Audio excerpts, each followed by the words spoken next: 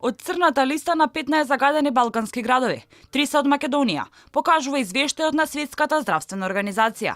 Скопје, Тетово и Битола се македонските црни представници на градови со најлош квалитет на воздухот, во друштво со Тузла од Босна и Херцеговина и Плевља од Црна Гора. Граѓаните на Македонија се молат на ветер. Велат тоа е единственото нешто што ги спасува од тивкиот убиец, загадениот воздух, кој зема се поголем замав полнејќи ги болниците, но изголемувајќи ги бројките на смртни случаи. Професорот Драги Јоргиев вели дека бројката на смртност е застрашувачка. Тој потенцира дека 20 до 30% од сите смртни случаи се како последица од загаден воздух. Тие се навистина алармантни и од здравствен аспект, не само од еколошки аспект, но за висината на загадување. Смртноста е отприлike 20 до 30% од вкупната смртност се должи на аерозагадувањето, што е прилично сериозно висока бројка.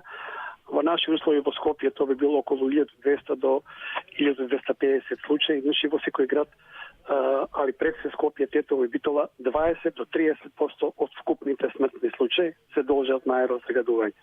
Дејан Доких пак од клиниката за пулмологија вели дека оваа бројка запаќа само смртни случаи, а не и оние кои имаат некакви симптоми или болести како резултат на загадувањето.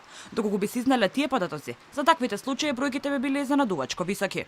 Според Светската здравствена организација, 4,2 милиони луѓе во светот умираат од загаден воздух, што е повеќе смртни случаи од маларија, сида и туберкулоза заедно. Екологистите предупредуваат дека институциите делотворни мерки мора да превземат. Исто така велат и експертите, потенцираат координирани мерки нема и се пристапува кон проблемот само сезонски, а така резултат не може да има. Она што треба во текот на целата година координирано од сите овие групи на мерки кои сите ги знаеме и во однос на сообраќај, и во однос на индустрија, и во однос на зелени зони, тоа никој до сега не го почнал систематски да го прави, затоа што веројатно мисли дека долгорочни се потребни периоди за да дојде до падот. И навистина долгорочни. За година-две не може да се падне, ама не сме почнале.